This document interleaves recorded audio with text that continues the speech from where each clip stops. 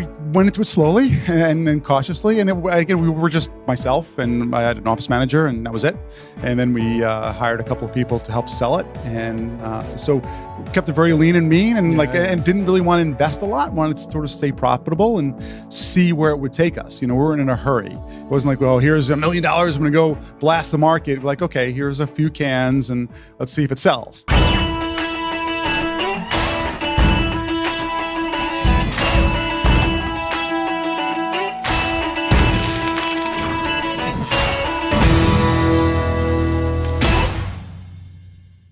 A quick interruption to remind you to like, subscribe, and rate this podcast so we can get your feedback and know how to make it better. Hey, it's Ari Santiago. Welcome to a very special episode of the Made in America podcast. I've got Rob Neuner, CEO and founder of Boost Oxygen. Rob's company was on Shark Tank, got a deal with Kevin O'Leary. They designed a really interesting product, created a market, are the market leader and a manufacturer here in Connecticut. Really excited to have you on, Rob. Thank you so much for having me, Ari. I'm looking forward to this. Yeah, well, listen, Rob, we got a lot to cover, but it's the Made in America podcast. So we always start off with the same two questions. Sure. What do you make and why do you make it? Okay. Well, let me think about that. So now we make oxygen canisters, 95% pure oxygen canisters for non-prescription use. Anyone can purchase it. And why we make it, it's we fulfill a need, a void in the marketplace. There are plenty of products out there for nutrition. There are plenty of products out there for hydration. No products for respiration. And we make oxygen for anyone to use. Yeah, that's really interesting. And I think as I sort of mentioned when we at the outset, you guys kind of created a market, just like kind of you laid it out there, right? We've got all these different products for health and wellness, but breathing is one of the most important things, right? Like you could probably not eat for 5 days as long as you have water. Right. You could kind of survive without drinking for maybe a day or two, but you can't even survive 5 minutes without breathing. Exactly. Yeah. So oxygen is something, and pure oxygen has been around or discovered about 100 years ago, used by athletes, used by senior citizens for a lot of different purposes, but the general public never had access to it. So we brought that general access. Yeah, it's really, it's super fascinating. Listen, I don't want to get into that just yet, but let's start, I think it's always instructive and helpful to sort of start maybe at the beginning, which is, how'd you get into it? Yeah. What started the idea, and just sort of talk through the journey a little bit of the Boost Oxygen. Sure. Well, I started at an beer importing company in Bridgeport, Connecticut. And we segued into also a beer distributing company in Bridgeport, Connecticut. I sold both of those sort of in one swoop. I had dinner with a good friend of mine and asked me what I was going to do next after I was going through the sale. And he suggested oxygen. And I'd been over to the Czech Republic many times. That's where I imported the beer from. And they had these oxygen cans over there. And they also had them over in Germany. And they were used pretty much for like hangovers and partiers. They were in convenience stores and truck stops over there. And so it was like, well, I was a football player in high school and college. And I never really used oxygen on the sidelines, but we knew people would use oxygen for football. So his family was in the aerosol industry. And so one thing led to another. We did some investigation and found that no one was really doing it here yet. And we could make improvements to what we saw from over there. And one thing led to another. Damn. So it was just like, hey, I got something to do. I don't know what I'm going to do. Let's think about oxygen. I know, exactly. I know idle hands are the devil's workbench, right? So, we had some time on my hands and some money on my hands. So it's something that we were looking for, something that was white space and blue ocean. And the oxygen canister market seemed to be the one for us. And we decided to investigate. And one thing led to another. So talk about getting it off the ground. So many of the stories that we've had on the podcast, and they've all been super interesting. We've been so blessed to have people like yourself on for the last 2 years sharing these great stories. But I think this is the first episode I can remember that we've started with somebody who not only started the business from scratch, but almost started an industry from scratch, at least in the US. So just sort of talk through how you, first of all, it takes a little bit of chutzpah, some gumption, really cojones, whatever you want to call it, to make it happen. Just sort of talk about how you got it off the ground. Were there regulatory challenges? I'm sure someone's like, what do you mean you're just going to sell oxygen out of a can? Exactly. Right. Just talk that through. Yeah. And every single government agency said the same thing. When we got started and had kind of a quick stop. So the first can that we had was a steel can. And for about a year, we were selling that and was starting to take take off a little bit. The Department of Transportation knocked on our door one day and said, you can't put oxygen into a steel can and transport it. And so we had to stop and look for a special permit and applied with the DOT for that. And we got a special permit to fill it in an aluminum can. So what's the difference? Like, I guess, Great is it steel question. stronger? I mean, it's just an interesting. I still don't understand the rationale behind it. Okay. But under the CFR federal regulations, there are 70 different receptacles you can put oxygen into, and a steel canister was not one of them. And even though it's like, well, that's kind of ridiculous, it's very safe, and they do it all around the world but they said, no, you can't do it in a steel. So we had to pivot and go for aluminum. And so we had to stop, and then we started again. And from there, we learned our way. Like the FDA was concerned that we were making something that was a drug. Medical oxygen is a drug. We're aviators breathing oxygen, so we fall below their purview. So medical oxygen. So when you see, if you've ever been to like a nursing home to visit family, or you see somebody that maybe had, some lung challenges later in life, they're walking around with an oxygen canister. That's medically approved. Yes, right. Which is different than boost oxygen. Yes, so there are three types of oxygen classified. There's medical oxygen, which is classified by the FDA. There's aviators breathing oxygen, which pilots use, and you don't need a prescription for. Yeah. And there's welding oxygen, which is used by welders for acetylene torches and things. Got it. So we don't really need the third one. Right. We're not burning anything. No, exactly. Right. But oxygen is oxygen. It's, there's really no difference in. Right. So I guess that's the part I was going to ask you, is not to get, kind of too wonky on it, but, O2 is O2. So I guess I'm like, so is it the mix of, because I think boost is, remember, 95% O2, right? Right. Exactly. Oxygen. Right. And the atmosphere is like only 21%. 21%. Right. Okay. Right. So I'm sure we'll get into that. That's why it's the boost. Is 95% less than medical? Is it the percentage that triggers it? Yes. So they're not just the percentage. So there's not to be classified as medical oxygen, it has to be 99.2% or above. Okay. So that's a requirement for a company to dispense medical oxygen. Also, medical oxygen a lot of times has humidity. Aviators breathing oxygen can have no humidity in it because the lines would freeze on a plane, and you can't have humidity in aviators breathing oxygen. So you can kind of feel that. So just in full disclosure, Rob was super nice. I asked him, I was trying to get some online. It's obviously really popular. Amazon didn't have any Prime available. So they were out. So there was some non-Prime. But anyway, you were so kind and sent me like some great samples. So I've been trying it. So I kind of knew what I was speaking about coming into it. And when you try it, you can tell that it's like there's no humidity, and you can sort of tell it can dry, when you breathe it that it's I mean, not in a bad way, but it definitely it feels dry when you're breathing it. Right. So that's the difference there. And but it enabled us to fill oxygen into canisters and distribute it to the general public without Was aluminum more expensive then? Yes. Yes. So it's about twice the cost of a steel can. Wow. It was then, it probably is more so now. So yeah. So that was one of the things.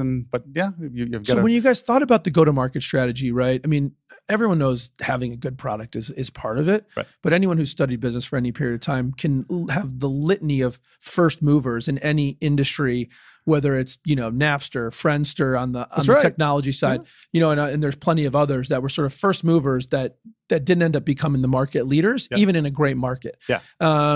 And so I guess I'm curious, two things. Number one, did you do any market research to figure out how big the oxygen canister market was in the U.S. before you got into it? Yeah.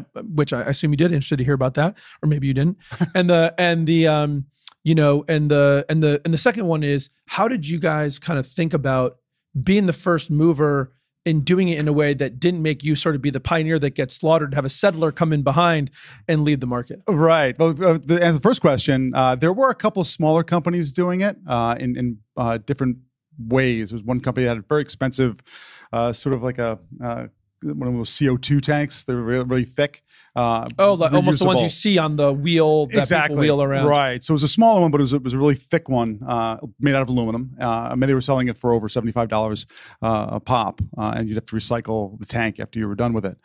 We saw that a little bit, but we really didn't see too much else. And that was kind of, it was going to buyers, and sporting goods stores and whatnot, and saying, "Hey, I have oxygen in a tank." They've never heard of it before, right? So, like, usually, you can have another nutritional bar, or have another sunglasses or something. They understood it. They didn't understand what we were trying to do, and so that was a little bit of a challenge. But yeah, we were the first one really to have a one-handed affordable aluminum can oxygen solution for people that have prescription. Yeah, I mean, this just feels like something you'd see at the checkout counter area, especially the little portable thing, right? Like almost like an impulse buy type of an item, right? And then maybe you get hooked on it and sort of buy it. Right. So when you're thinking about breaking in, did you guys just look around and saw what was there? Did you hire a market research company? Like, tell me. Yeah, no, we went into it slowly and cautiously. And again, we were just myself, and I had an office manager, and that was it.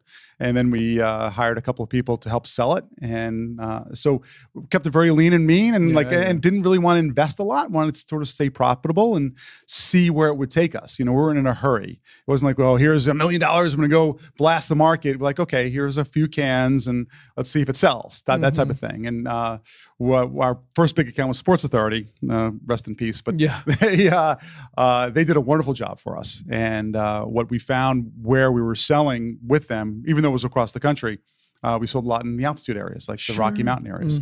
So then we went out there and hired a sales rep, and she kind of took off with it. And she's done a wonderful job sort of blanketing the Rocky Mountain region with it. And then being the first to market, it was an advantage. Yeah. So you go to market when you were getting to retailers. There's no customer demand because customers probably don't even know it exists. Right. I don't know. Just maybe talk through a little bit of that thinking. Like, what did you say to Sports Authority? How did you get customers to want it? Did they just put it out there and it was sort of like, if you build it, they will come? Did you go on an education campaign? How did you sort of demand generate? Yeah, and our big thing was point of sale. So sports oxygen and having an image of a football player using oxygen, superimposed the football player using our product. So like if you see it on the sidelines every weekend, guys are using, and it's the reason they want to get back into their playing aerobic capacity faster. You'll catch your breath. Everyone catches their breath, but if you have to take 3 plays off versus 1 play because you're catching your breath, then that could be a negative for your team. We had and we still do have this great point of sale that sort of shows that to the customer, oxygen to go or oxygenate like the pros do, that type of thing. So if they saw it, and we have to be on checkout. So that's another thing. Where do you put it in the store? Do you put it in team sports? Do you put it in where do you put it? So there's no oxygen section. Exactly right. So we try to be out by checkout. So when it's a little bit of an impulse buy, like people would see it by checkout, I'm like, oh yeah, I get it. And graphically with the point of sale. Wow. And so all the demand and all the generation of sales was really just through that, almost guerrilla style? Yeah, pretty much in the beginning. Because when we started, back in 2007, the internet wasn't that big. It was there, but it wasn't, social media wasn't that big. Yeah, that was the year the iPhone came out, right? So exactly right. Ago, so it was more of a grassroots type of, like you said, guerrilla type of an effort. Have you guys migrated more online, and are you guys leveraging kind of more either social or videos or any of that? With the pandemic especially, oh yeah, right. Point of sale is tough when people aren't going. Exactly right. So we've done a big digital pivot. We put together a big learning center. We've tried to be sort of the global market leader for anything oxygen, not just our product, but what does oxygen do for you? Why do people use supplemental oxygen? What are the studies associated with supplemental oxygen? And we've become sort of a depository for that, even globally. So we're trying to be the market leader in terms of education of people for oxygen. So after all this work, how much of the U.S. market have you been able to capture? Yeah, well, so with the estimates around 95%. 95%. Yes, we're based on your finger in the air, or what gives you the? Well, kind of. Well, also helium. Helium is one of the Amazon partners that they show what percentage you have of the oxygen canister. There's an oxygen market on Amazon, and we have 95% of that share, which is just online. So 95% of the oxygen canisters sold online to the U.S. come from you guys, right? Right. Well, according to Helium, and then just in terms of just general distribution in the marketplace, we don't see any other oxygen products on the market. So there are some online that sell, but we're in CVS, we're in Walgreens, we're in a lot of different retailers, and there's no other oxygen product out there. That's pretty good. Which is pretty good. Is the market itself growing? Because I mean, it's nice to have a big time market hold, but if the market's not growing or God forbid shrinking, then that's a problem for business. So what are you seeing about the oxygen market overall? Yeah, it is growing because I think people are becoming educated.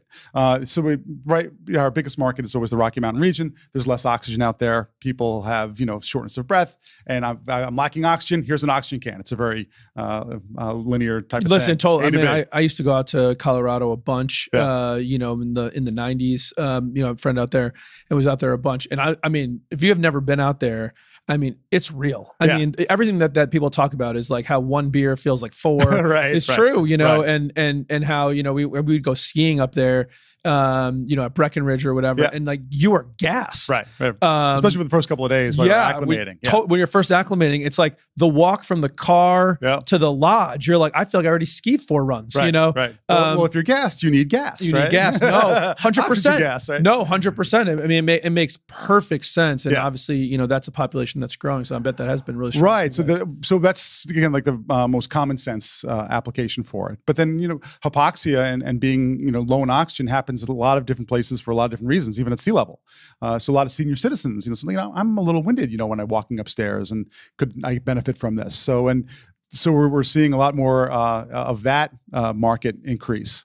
And also the sporting, but we're getting a lot more sports teams using us. See, professional sports teams in the NFL, NHL, even college and high school. So why should, if the pros use oxygen, we can use oxygen too. So we're seeing a growth outside of the altitude, which is nice. Nice. But I'll get down to the quick story. Like even at first when we went out to the altitude, the people that you sell to live there. Right. So they don't experience the altitude sickness. So why would I want this oxygen? It's like, well, don't you have customers that come into your store who complain about this? It's like, yeah, but they get over it. It's like, well, a lot of people would say, I'm never going back to Colorado again because I can't take the altitude. Yeah. And so what we're finding now is like, well, no, I can. If I go out and have Boost, the first couple of days, I really feel much better. And so it helps the Colorado economy as well, and the stores, and not just with their customers, but also bringing people back for the second and third time. And it's been a total win situation for everyone. So you sort of mentioned that there's other calls for it. It's funny because I was talking to somebody, one of the people that works in our company, has a house out in Colorado. So I showed it to him online. He's like, oh, I totally know what that is. Yeah. But he's like, I didn't know people would use it at sea level. Right. So, I mean, besides sort of sports, and besides sort of altitude, like where else are you guys seeing traction in the market? Florida, absolutely. Texas, and California are sort of the big three. Florida because of the senior citizen population. Texas in the summer because it's just so hot. And I think actually what we heard from also with the Texas, a lot of people from Texas go to Colorado to vacation. So they experience it. I'm like, hey, I can use this for other purposes as well.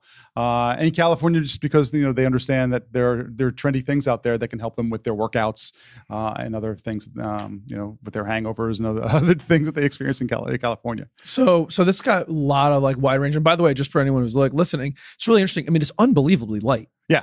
I mean, and it's got, maybe explain kind of the design. I mean, did you guys start off with the can design? And for people that are just listening, it's there's a few different sizes, but I'm just holding the 5-liter can. It feels like maybe a small can of hairspray type of size. Yep. Not even so much lighter than a 12-ounce soda can. You actually reminds me of a Red Bull can. Right. Almost the exact same size as that. And then there's like a plastic mask, would you call it? Yeah, a molded hard plastic mask at top that when you sort of put it on, it goes above your upper lip, covers your entire mouth, kind of over your under lip. Right. And it's got a little trigger on the top. And so you just sort of trigger it lightly and breathe. And I think the 5-liter canister's got about 100 seconds. That's right. Of air in it. So, I mean, did you start off with this design? Yeah. So that the first design was on the steel can, so that was right. Well, right. But after that, yes. So we even with the steel can, we were able to design the mask. And one of the big things we found that other companies around the world that we saw in Europe, especially, it was like a 2-piece design. So you had to actually have 2 hands to actuate it. Oof. I said that's kind of silly if you're on a bicycle or whatever. You want one hand. So we designed and patented actually that mask. So we the Boost mask here at the top, this is patented. Exactly. Yes. Wow. Yeah. And it's ergonomic. It's we were going to do it to go over the nose, but having the air pressure shoot up into the nose, we thought it was more efficient to go through the mouth. So that fits under the nose and over the mouth. But it's it took a while to sort of get that right. And also we thought that going into an oxygen business, that anyone could sell oxygen. And so we wanted to have a differentiator and something that we could build equity around, and having a patent on the mask allowed us to do that. When did you patent the mask? Right in 07? Yeah, well, 2009, I think we received it. Okay. And then actually we got another patent in 2015 For a little actuator, but also for the what we changed the mask design slightly for the new pocket size. So that's also patent pending. So we have a little actuator on our 2-liter can. I didn't bring, but we have a patent on that, and we have a patent pending on the new mask for the new 3-liter. That's great. And so, I mean, listen, I tease it in the opener, and we'll got a lot of other stuff to talk about in terms of getting into the manufacturing. Because what's really interesting is you guys went from a design idea sales and marketing company with a contract manufacturing and very limited, I think 10% or so manufacturing in-house. And now you've flipped that around and doing more in-house. So I want to get to that, but I'll just tease that for now. And talk about something that's kind of really cool for me as a longtime entrepreneur and like kind of business guy. I've watched Shark Tank, since the outset. I don't know if I've seen every episode, but pretty darn close. It's about the only thing I TiVo and watch. So I had seen your episode before. You really kind of shared with me again. But for those people that don't know, I don't know who out there doesn't know what Shark Tank is, but Shark Tank's really it's a reality show. Is that what we call it? Yeah. That's the best way to put it. Yeah. So it's a reality show centered around business, where a small group of very successful business people in their own right, who are now kind of investors, have people come in and pitch their business concept looking for an investment. And the businesses that come in are of all different kinds. They're consumer packaged goods, they're business to business, they're services, they're products like this. They're all over the map. It's really interesting for anyone that's kind of a business geek to get into it. And the idea is that you pitch to get a deal with one of the sharks. Right. And so you were chum. On the Shark Tank, chum for the sharks and for the audience. So just tell us about your experience, what it was like kind of being on Shark Tank. Yeah, it was super fun. We got to meet actually a lot of the entrepreneurs that were going to go on before and after us. And so we saw the stress level of all those people. How did you meet them? Like we were all in the same hotel. But they just stacked you guys all in the same place. Hotel, right? It was like the insane asylum. You just bump into them like in the exactly. Right. What's your product? Is that right? Everyone's practicing their pitches, and it was fun. It was really an interesting time. Was it competitive? Did it feel like? No, everyone was talking about how should we approach the sharks? Should we be aggressive? Should we be passive? Should we look for mercy? Should we cry? That type of thing. So, but we didn't have anything to cry about. So I was going to say, spoiler alert: right? Rob did not cry. I wanted to cry. I was trying to think about something I can cry about. So talk about it, because it was you and your CFO, I believe. Right. Yep. My COO, Mike Rice. COO. Sorry. Yeah. Super impressive guy. And he was a 30-year veteran of the Marines, Lieutenant Colonel. And we pitched, they ask you for your bios on the show. And we went over that, but they never aired that. So, but yeah, super impressive guy. And he did a great job on the show as well. So you tell us about it. So you fly out. We fly out into Studio City, California, and we stay there. And they tell you that you're going to be Wednesday, Thursday, or Friday. You're going to be on Wednesday, and so they truck you out and they do the makeup and everything else, which is kind of cool. And we go into the green room, and they say, "Okay, a boost oxygen. It's your time to go out." And you walk through the hallway, and there's a camera right in front of you, up your nose, and the doors open, and there are the sharks. You spend the next anywhere from 10 minutes to an hour pitching, and we practiced ad infinitum everything that we wanted to say, all of our numbers, everything. We're very prepared, which was great. The sharks were fantastic. They were incisive. Some were aggressive, some were totally out, some were totally in.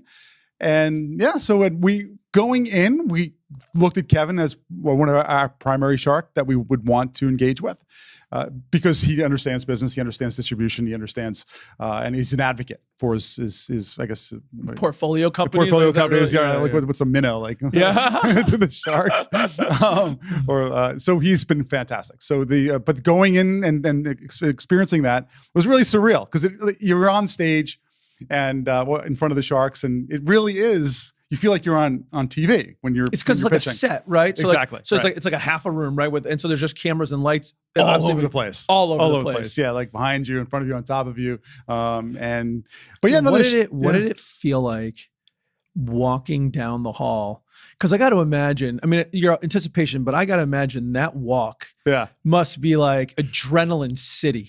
Yeah, but interestingly enough, the way I practiced, I took a computer screen shot of the 5 sharks the way they would be sitting. So I practiced in front of that. So walking down that aisle was fine. There's no music playing, obviously. They add that in later. So they were like, and the doors open and you see the sharks, but it was almost like I was in front of my computer screen. Mm-hmm. So there wasn't really that much stress, and I had practiced the Q&A, and it was not until the end when actually Kevin walked up and broke the third wall and shook my hand like, "Wow, you are real. You're not a meme."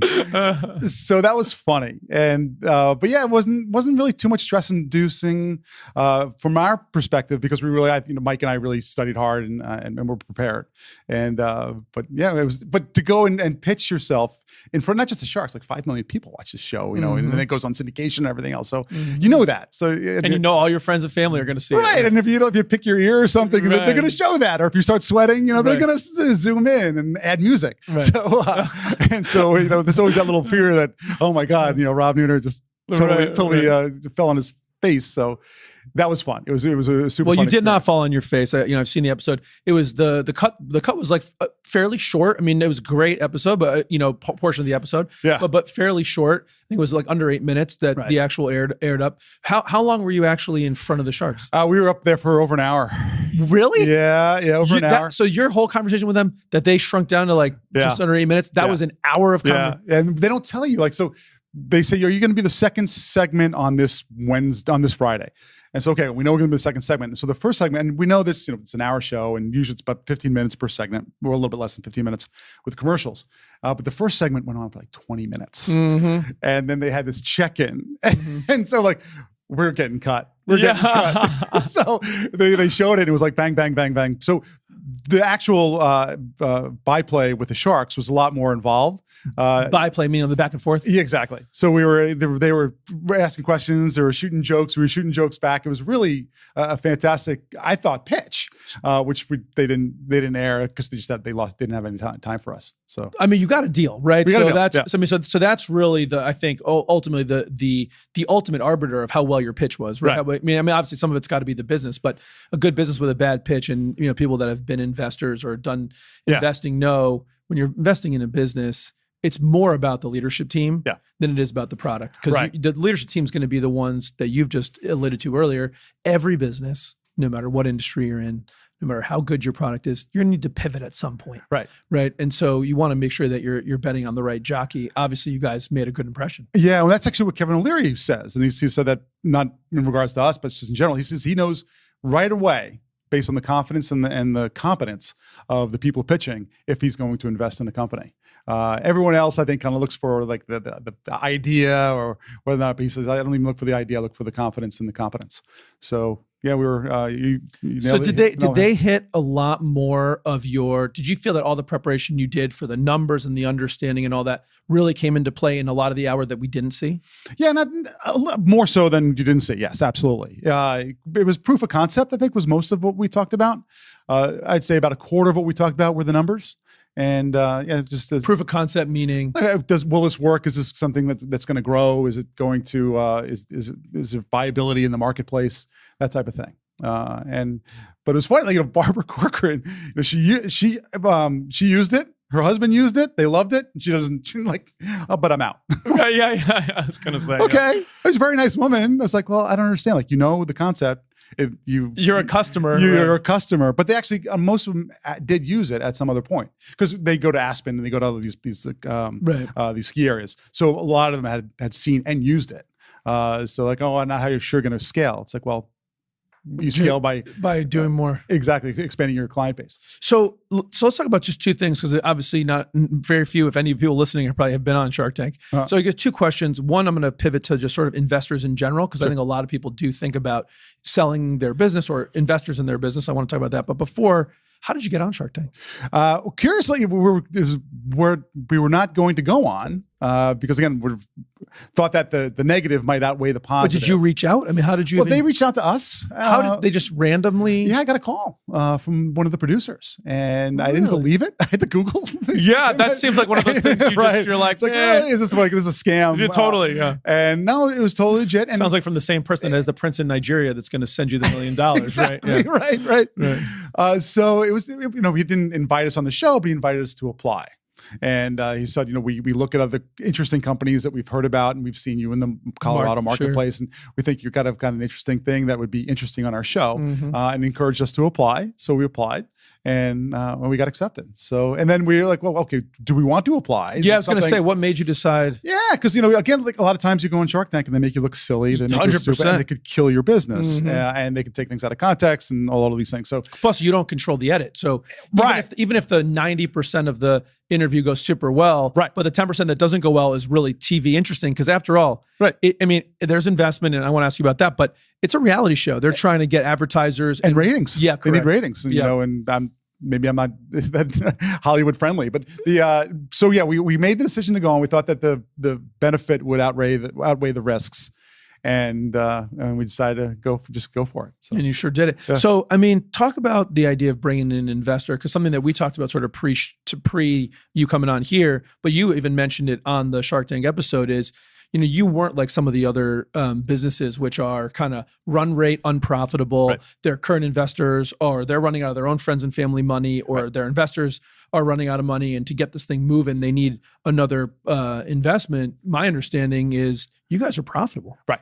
So you didn't need the money. Right. So what was the thinking around going on the show to get an investor when you didn't need the money? Well, exactly. So that's why Kevin O'Leary is our top choice, because he was the biggest advocate for his brands.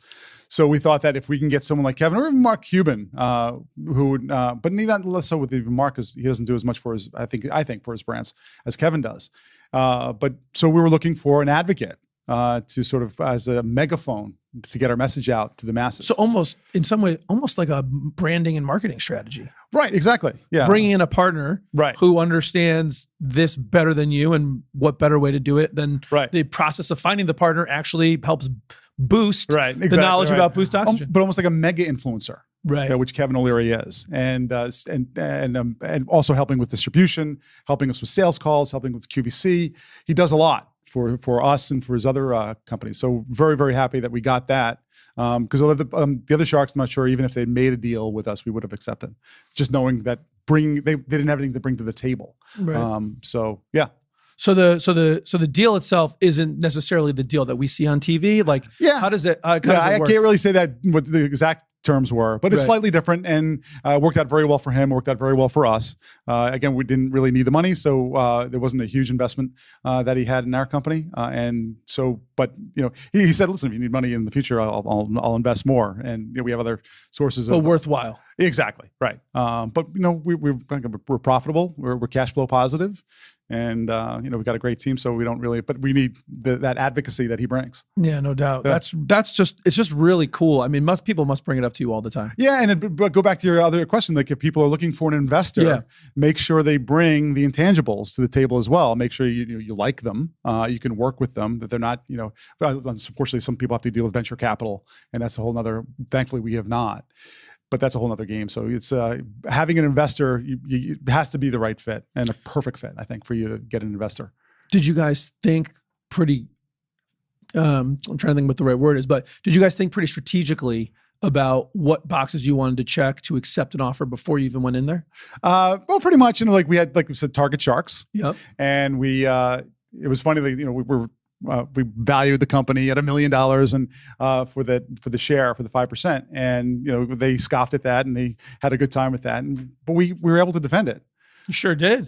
So with good. They didn't really show that on the thing, but we so it was EBITDA. You do 10 times EBITDA, you do 3 times of revenue. That's what we valued at. So we had our research done very, very well there. But we had we might want to make sure that we had our open minds, and maybe one of the other sharks would be come up with an interesting offer. So we were definitely having an open mind, but yeah, we were looking for the advocacy. That was our big check. It really worked out. So what have you seen? So it worked out. You got a deal. You got the deal that you wanted with one of the sharks that you wanted. So win-win-win. Right. Results. Results have been fantastic. So I would say about a 25% bump from being on Shark Tank.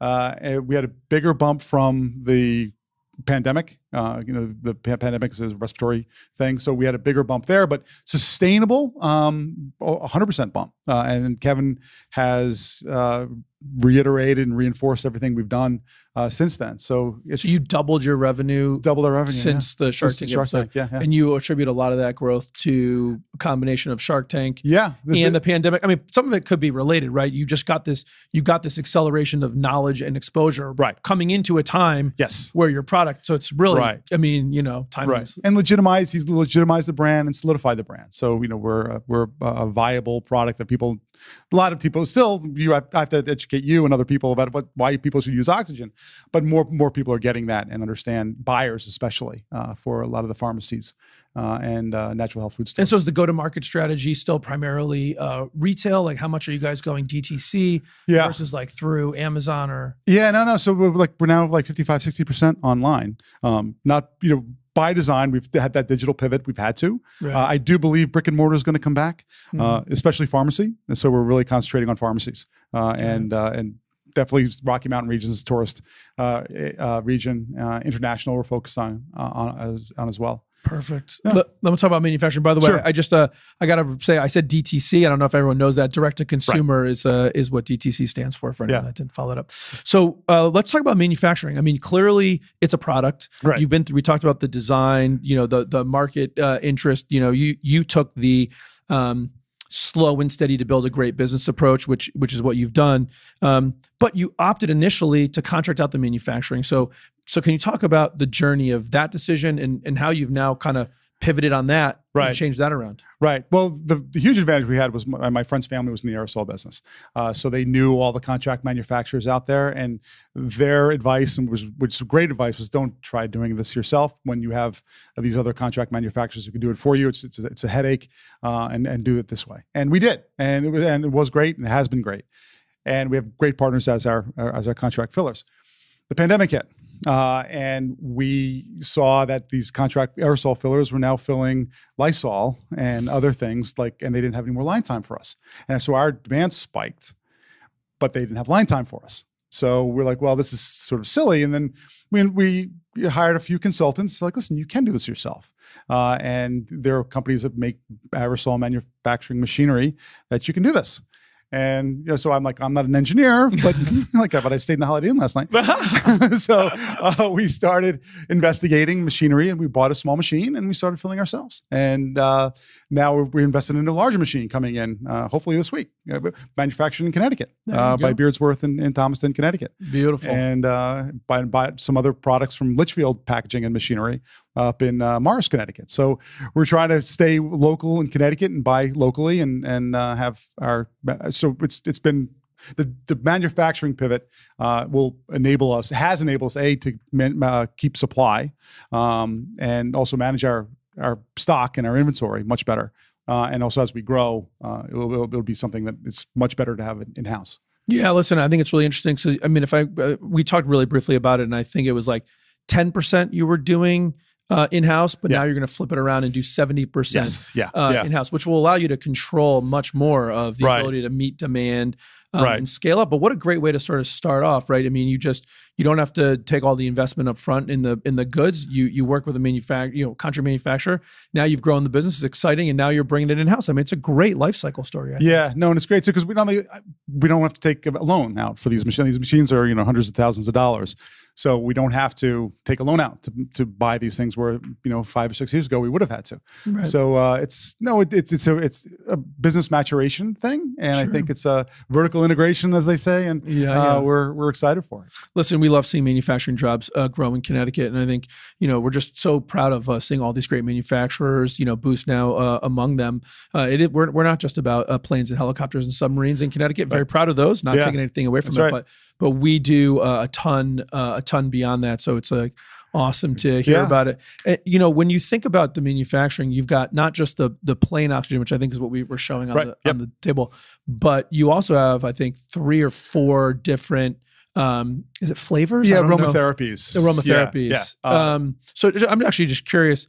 Talk through why you sort of created those. What's the advantage of having an aromatherapy, because that beyond just the oxygen, and how does that complicate your manufacturing? Because now you've got more question. SKUs. Yeah, great question. So one is the aromatherapies. Oxygen is tasteless and odorless. So people, and if you go to an oxygen bar in Las Vegas, they have all these aromatherapies connected. So we decided to add aromatherapies to our oxygen. 75% of what we sell is still natural. It's not the aromatherapies, but the aromatherapies are growing. But we decided to go with peppermint because it's got an energy connotation. Menthol eucalyptus because it has a respiratory connotation, and the pink grapefruit because it has a mood connotation. Yeah. And the final one that you've had, there's the rosemary, Yeah. which has definitely been studied. Rosemary aroma is great for memory. There have been independent studies about rosemary helping like 70% increase in short-term memory for people who inhale rosemary. So we've tried to pick out aromatherapies that had definite studied and proven benefits in addition to what oxygen can do for you from a respiratory standpoint. So from a manufacturing standpoint, yes, it's a big problem because now with this new machine that we have come in, if you feed in the menthol eucalyptus line, and we have a microdoser that will drop in just 1 to 2 drops per can. When now you get to switch to peppermint, everything's got to be clean because that aromatherapy those oils stick around. Sure. Even though they're water-based oils, But some of them, right? The peppermint's probably pretty strong compared to say the rosemary, and you don't want someone thinking they're getting rosemary, but it turns into rosemary eucalyptus. Right. And so there's a whole sanitary process that comes from that as well. So I mean, because now you've got 3 or 4 can sizes plus 3 can sizes plus you've got maybe 4 or 5 flavors because the plain. Right. It's going to be a manufacturing. You're gonna have to get schooled up on lean manufacturing and exactly kind of understanding all that. But we control our destiny. Yeah, you sure do. Which is the big thing. So you let manufacturing, you control your destiny. We're going to do private labeling now more so for people like for weddings and for sports teams and stuff, because we could do private labeling before, but going to your contract manufacturer is a whole different process.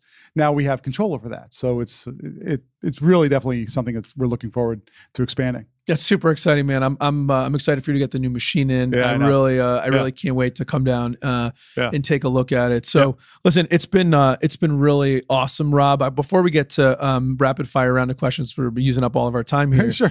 What do you see for the future for Boost? I mean, you'd mentioned that the oxygen market's growing. That's a great place to be. You're obviously bringing manufacturing in-house. You're a thoughtful guy. I mean, what do you see in Boost over the next, say, 5 years? Well, the hope is that it will be a solution for people if they're not feeling well. It'll be in every household. Also, I think with like Gatorade, they introduce electrolytes into hydration. I think introducing oxygen as a sports performance enhancer is something that I think every team that is involved in aerobic capacity should be using. Like every high school, college football team, every swim team, every volleyball team should have oxygen on the sidelines available to them to help them recover faster so they can improve their performance. So I hopefully will become more of a household name in terms of both recovery and sports performance. Dude, that sounds awesome. Yeah. I look forward to watching the journey. You ready for some rapid fire round of questions? Go for it. All right, my man. Here we go, Rob. Red Sox or Yankees? Yankees. Sorry. Starbucks or Dunkin'? Dunkin'. Staycation or exotic destination? Exotic destination. iPhone or Android? Android. Sports car or SUV? Sports car. Favorite business book? Oh, wow. Favorite business book? Oh, it's got to be Malcolm Gladwell. The Outliers? Outliers, yeah. Yeah, that's a good one. So, Rob, if you could do anything in the entire world, anything at all, but it had to be something different than being the CEO of Boost Oxygen, what would you do? Other than probably coach tennis. Tennis? Yeah.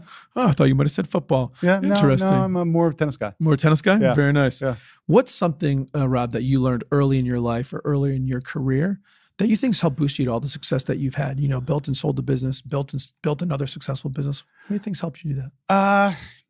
Probably my parents. Just having me be self-reliant from a very early age, and questioning authority, and making sure that, controlling your own destiny. And that's kind of everything, be your own boss. It's always was a mantra growing up in my household. So I've taken it to heart. Dude, I love that. Yeah. And what's something that you learned, Rob, later in your life or later in your career that if you could go back and tell young Rob, and if he'd listen to you, you think it'd really help him? Well, I would say that the Boost, you go bigger, faster on Boost. Because again, we were trying to figure it out slowly in the beginning, and knowing what I know now, I would have probably gone into more debt early on to build up the business faster. But to tell young Rob, just to keep true to your the plan, and don't divest from the path. So just stay the course. Stay the course. Yeah. So listen, I normally stop on that. Those are two good answers. I just want to ask you about the debt thing real quick, because I think people could get something from that. At what point do you think you should have taken it on? Because you started off proof of concept. That seems to make sense. Right. Sounds like at some point the proof was proved, and at that point you feel like you should have gone deeper, faster. Yes. Yeah. So that's something it's a bet. You have to get cash to market and hire people, and it's you got to cover that. So I was always kind of fearful of that. Going slow and steady worked, but I'd be at the same point now, probably 4 or 5 years ago, if I had gone a little bigger earlier, I could have crashed and burned too. So, hindsight's 2020. Well, it certainly has been. It's been a success so far, Rob. It was awesome having you on. Thank you so much. Thanks so much. This is a pleasure. Yeah, man. Look forward to keeping up with you. Yeah, I appreciate it. Made in America with Ari Santiago is brought to you by IT Direct. As always, thank you so much for tuning in and spending some time with me today. My goal is to help build a community where we can learn and grow together. Your input, feedback, and engagement is critical to making that happen. Please do comment, like, and subscribe so more and more people can hear what we're doing and join our community of growth and success. Thanks so much for tuning in. Talk to you again soon.